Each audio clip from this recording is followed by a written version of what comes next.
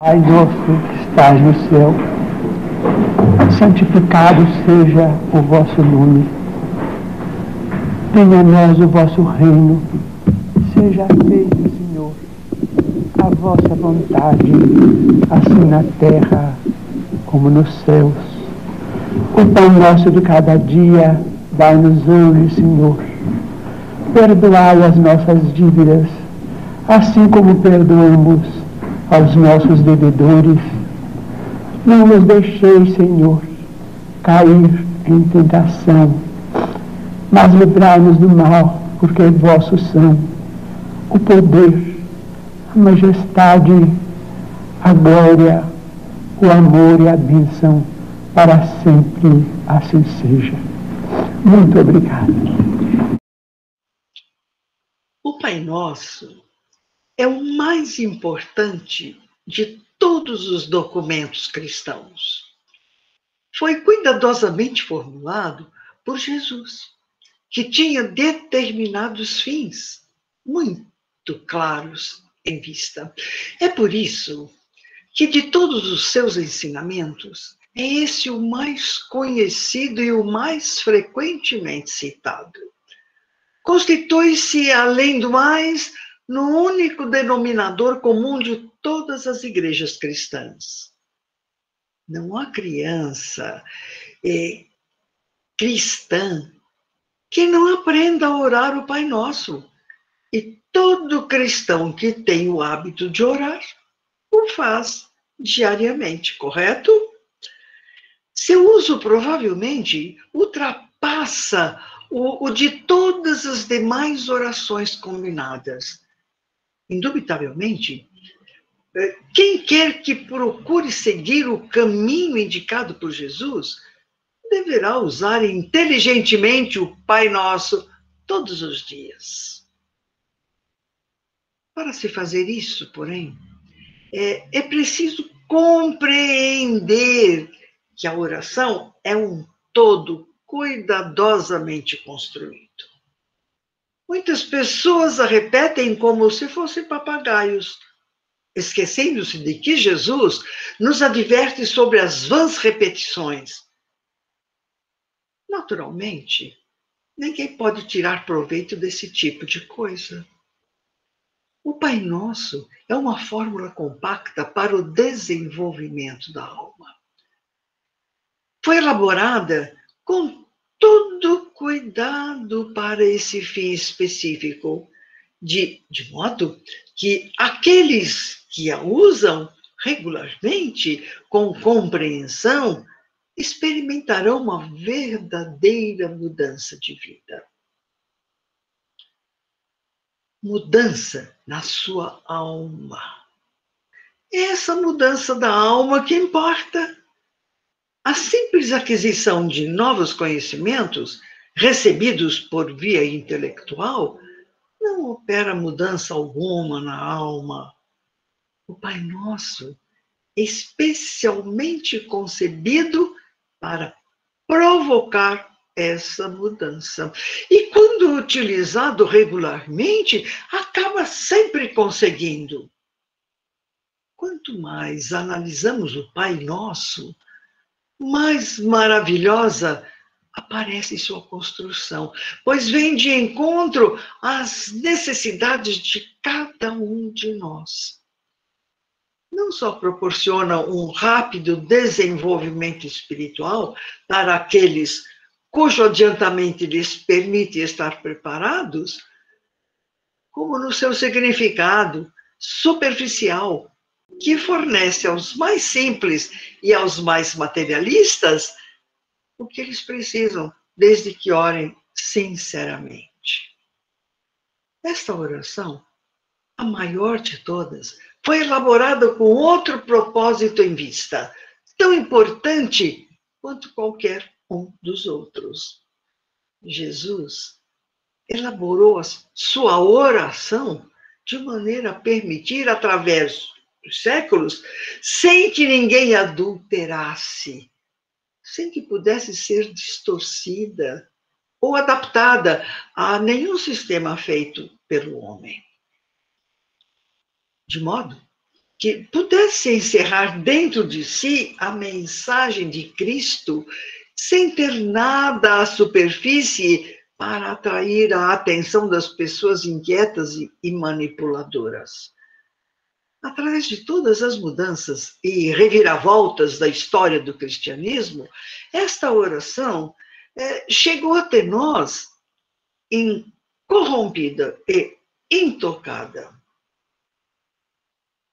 Quando Jesus começou a prece dominical, satisfazendo ao pedido dos companheiros que desejavam aprender a orar, iniciou a rogativa dizendo assim: Pai nosso, que estás nos céus.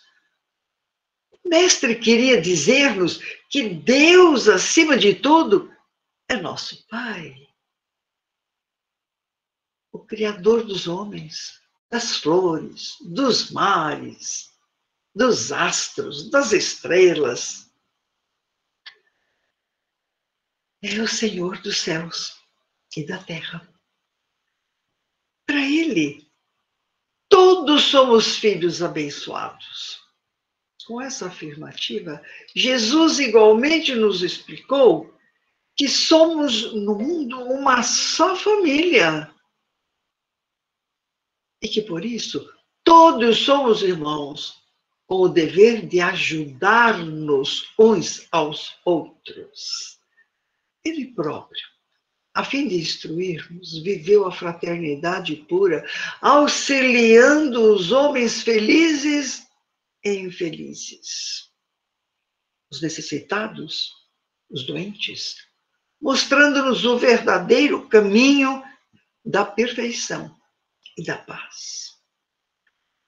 Na condição de aprendizes do nosso Divino Mestre, devemos seguir o exemplo. Se sentirmos Deus como nosso Pai, reconheceremos que os nossos irmãos se encontram em toda parte e estaremos dispostos a ajudá-los, a fim de sermos ajudados mais cedo ou mais tarde. A vida só será realmente bela e gloriosa na Terra quando pudermos aceitar por nossa grande família a humanidade inteira. A primeira coisa que observamos é que a oração engloba 7 cláusulas. Na prática, muitas vezes, uma 8ª cláusula é acrescentada, pois vós é o reino, o poder e a glória. Mas isso, apesar de constituir uma excelente afirmação, não faz realmente parte da oração. As 7 cláusulas obedecem a uma ordem e a uma sequência perfeita e contém tudo o que é necessário para alimentar a alma. E nós buscamos na literatura, buscamos naquelas criaturas que estudaram o Evangelho, encarnados e desencarnados. Então, nós fizemos assim um apanhado, não é? Porque nós temos tanto respeito por essa oração e não temos a capacidade simplesmente de falarmos. E por isso nós precisamos de ajuda. E esta ajuda que foi por nós encontrada através de mensagens, de ensinamentos de encarnados e espíritos, não é? Desencarnados, nós trouxemos para vocês, nesta oportunidade, um conhecimento maior, uma conscientização maior. Consideremos, então, a primeira. Pai Nosso. Essa simples afirmação constitui por si mesma todo um completo e definido sistema teológico. Fixa, clara e distintamente a natureza e o caráter de Deus. Sintetiza a verdade da existência. Diz tudo o que o homem precisa saber acerca de Deus, de si mesmo e de seu semelhante. Tudo o que lhe for acrescentado só o será à guisa de comentário e pode muito bem complicar e obscurecer o verdadeiro significado do texto. Oliver Wendell Holmes, médico, professor, palestrante e um dos melhores escritores do século XIX, lhe declarou: minha religião é sintetizada nas suas duas primeiras palavras, nas palavras do Pai Nosso. E muito dentre nós concordamos inteiramente com ele. Reparem na afirmação simples e definida, Pai Nosso. Nessa cláusula, Jesus estabelece de uma vez por todas que o relacionamento entre Deus e o homem é o de pai e filho, e que elimina toda a possibilidade de Deus ser o tirano, cruel e inexorável, tantas vezes pintado pela teologia. Jesus afirma que a relação é de pai para filho e não a de um déspota oriental para os seus escravos. Ora, sabemos perfeitamente bem que os homens e mulheres, por mais que falhem em outros aspectos, quase sempre fazem o máximo que podem pelos filhos. Infelizmente, há também pais cruéis e perversos, mas são casos tão excepcionais que constituem só manchetes de jornais. A maioria dos homens e das mulheres mostra seu lado melhor ao tratar com os filhos. Expressando a mesma verdade, Jesus diria noutra ocasião: se vós, pois, sendo maus, sabeis dar boas coisas aos vossos filhos, quanto mais vosso Pai que está nos céus dará bens aos que lhe os pedirem. Inicia sua oração estabelecendo o caráter de Deus como Pai perfeito, lidando com seus filhos. Observe-se que esta cláusula, que fixa a natureza de Deus, fixa ao mesmo tempo a natureza do homem. Porque se o homem é filho de Deus, tem de compartilhar da sua natureza, já que a natureza do filho é invariavelmente semelhante à do pai. Correto? Trata-se de uma lei cósmica, segundo a qual uma roseira não pode dar lírios, nem uma vaca dar à luz um potro. O filho, o rebento, tem que ser da mesma natureza do pai. Portanto, como Deus é o Espírito Divino, o homem tem de compartilhar desse mesmo Espírito, apesar das aparências em contrário. Façamos agora uma pausa e procuremos compreender o enorme passo que demos ao apreciar os ensinamentos de Cristo a partir desse ponto de vista. De uma só penada, foi posto de lado 99% da velha teologia com seu Deus vingativo, seus indivíduos preferidos, seu fogo eterno e todos os outros horríveis produtos da imaginação doentia e apavorada dos homens. Deus existe. E o Deus onipotente, eterno e todo-poderoso é o Pai amoroso de toda a humanidade. A seguir, vemos que a oração não abre com meu Pai, e sim, Pai Nosso. Isso demonstra, para além de qualquer possibilidade de erro, a verdade da fraternidade dos homens. Chama-nos a atenção, logo de início, para o fato de que todos os homens são realmente irmãos, filhos de um só pai, e de que não há nem judeu, nem grego, não há nem escravos, nem homens livres, não há nem eleitos e nem desprezados, porque todos nós, homens, somos irmãos. Ao dizer isso, Jesus acaba com todos os absurdos que falam de uma raça escolhida, da superioridade espiritual de um grupo de seres humanos sobre qualquer outro. Acaba com a ilusão de que os membros de qualquer nação, raça, território, grupo, classe ou cor são, aos olhos de Deus, superiores a qualquer outro grupo.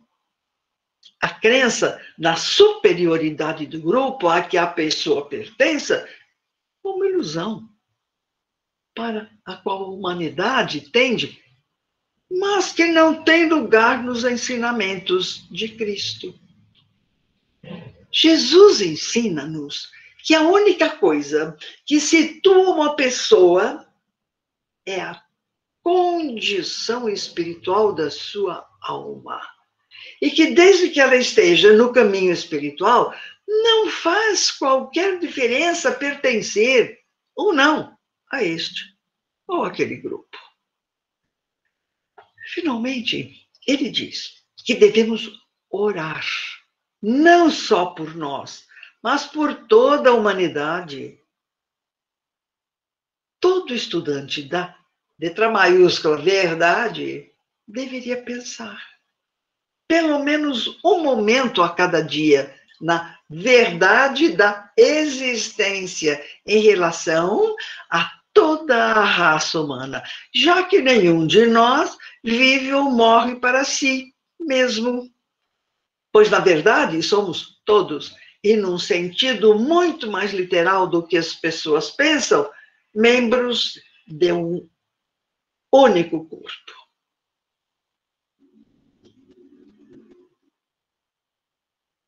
Começamos agora a perceber quanto mais do que parece superficialmente está contido nestas simples palavras, Pai Nosso. Simples, poder-se-ia dizer, quase inocentes, como parecem. Dentro delas, Jesus escondeu o explosivo espiritual que acabará destruindo todos os sistemas criados pelo homem para manter em escravidão a raça humana.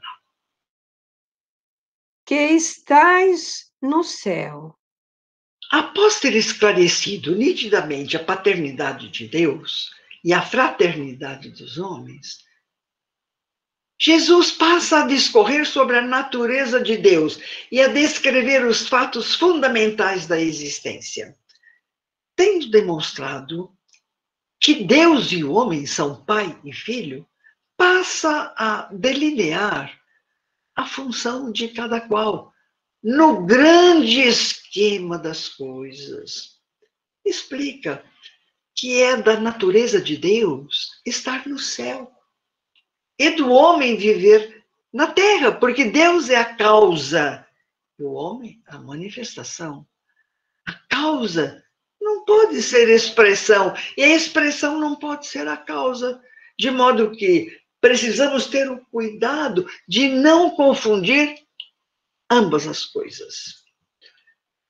Aqui, céu representa Deus ou a causa, porque na fraseologia religiosa, o céu é o termo para a presença de Deus.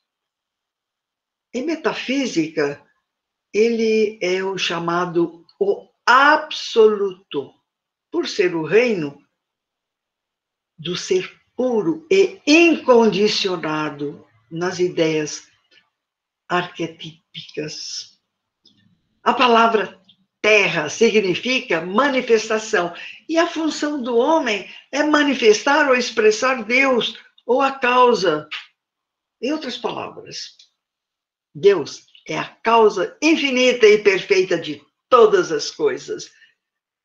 Mas a causa tem de ser expressa. E Deus se expressa através do homem.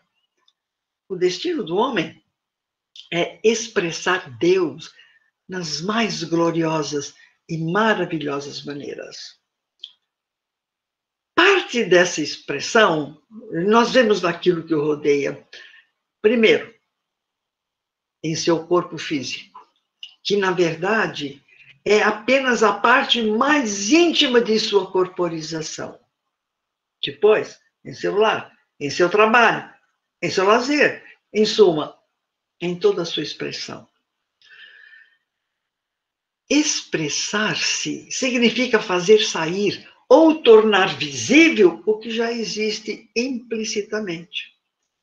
Todos os aspectos de nossa vida são, na realidade, uma manifestação ou expressão de algo que há dentro de nossa alma. Alguns desses pontos podem parecer, a princípio, um pouco abstratos, mas como os desentendimentos sobre o relacionamento entre Deus e o homem é que levam a todas as nossas dificuldades. Tudo vale a pena para se tentar compreender corretamente esse relacionamento. Procurar ter uma manifestação sem causa é ateísmo e materialismo, e bem sabemos onde ambos nos levam. Tentar ter a causa sem manifestação leva o homem a supor que é um Deus pessoal.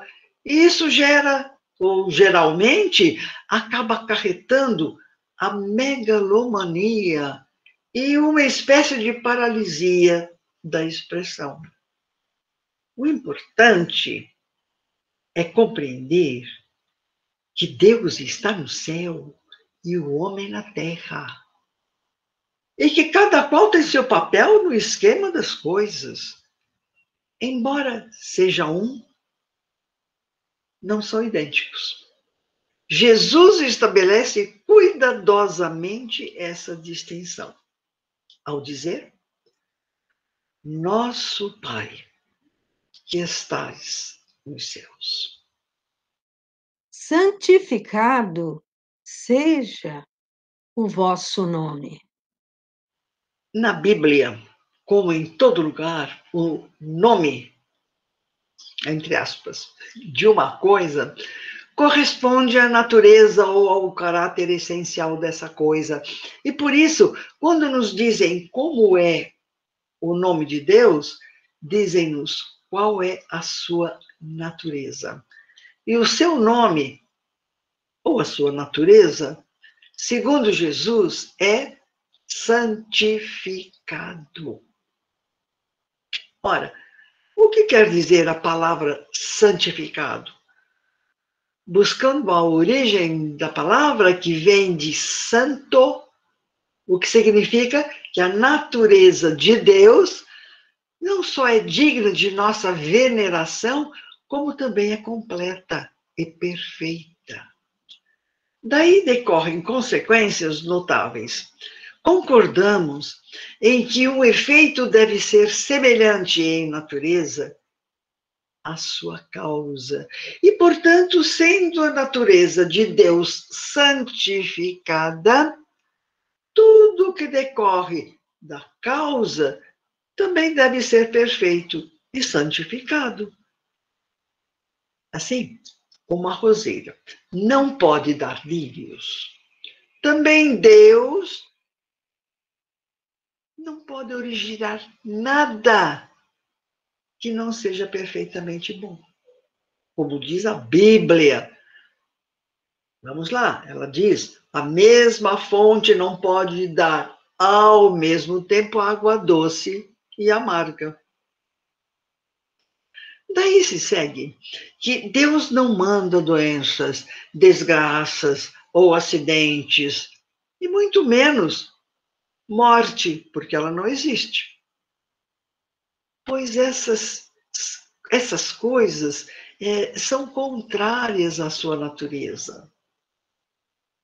Santificado seja o vosso nome, significa a vossa natureza é perfeitamente boa e vós sois o autor apenas do perfeito bem. De olhos mais puros do que os capazes de contemplar o mal e não podem ver a iniquidade. Pensando que Deus nos enviou alguma das dificuldades que nos acossam, seja qual for a razão, estaremos dando força aos nossos problemas, o que tornará muito difícil livrarmos-nos deles. O apostolado de Jesus foi uma constante santificação do nome de Deus. Por isso, o mestre não se limitou a dizer santificado seja o teu nome na oração dominical. Procurou ele mesmo louvar o Pai Celeste, distribuindo o contentamento e a paz com todos. Se ele quisesse, poderia ter permanecido isolado em algum lugar de sua predileção, para viver em pensamentos sublimes, glorificando o Todo-Poderoso, com as suas meditações e com as suas preces.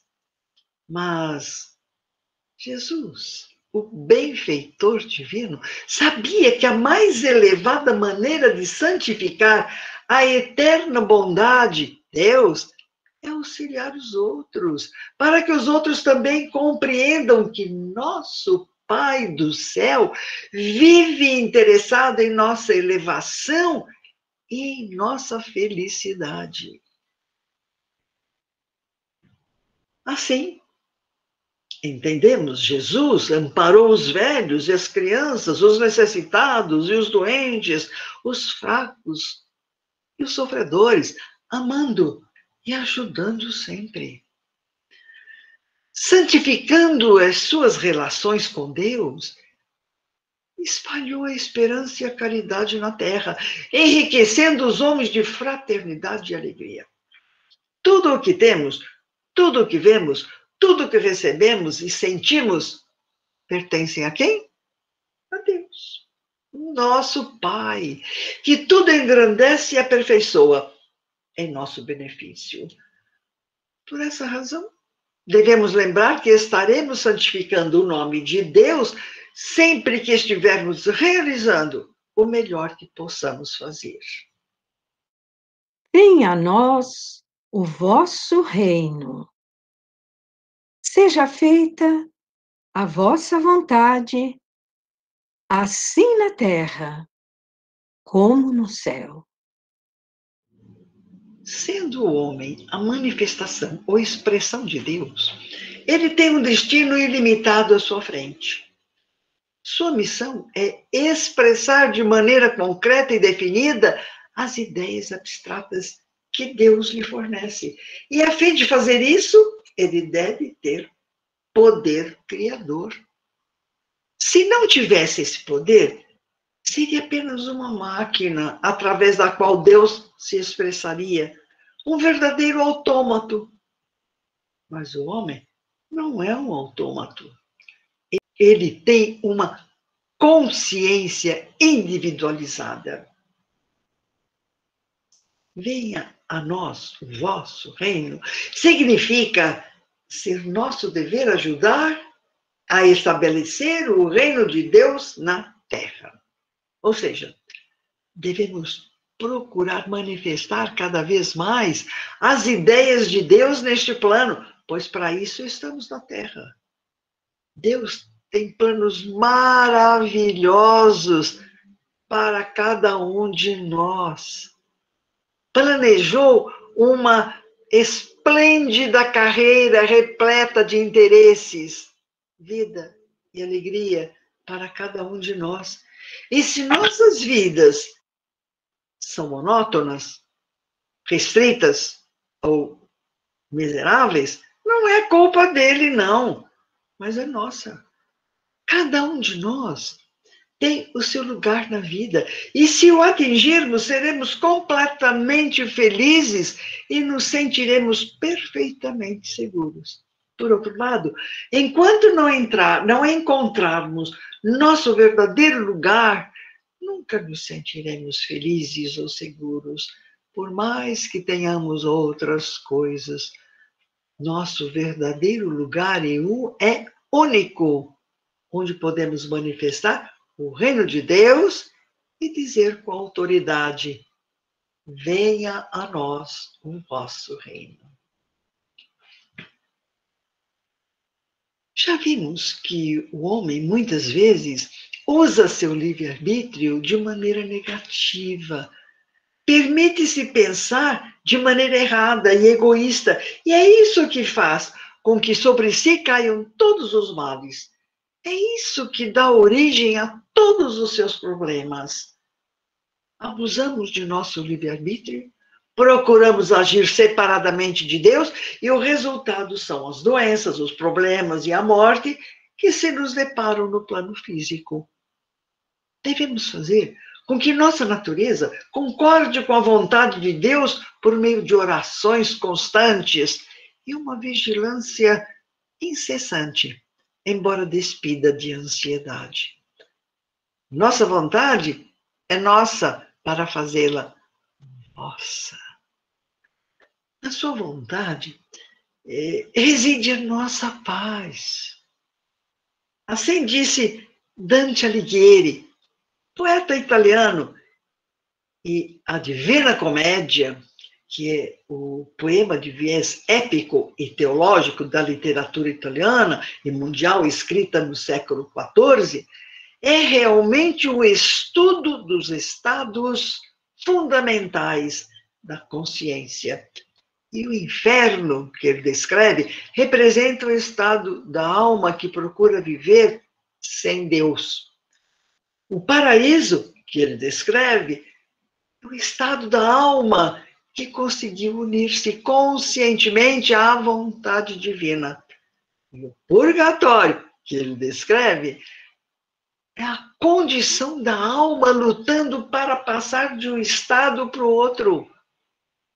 Foi esse sublime conflito da alma que arrancou do coração do grande Santo Agostinho o grito de fizeste-nos para ti. E nossos corações só têm sossego quando repousam em ti. Venha a nós o teu reino.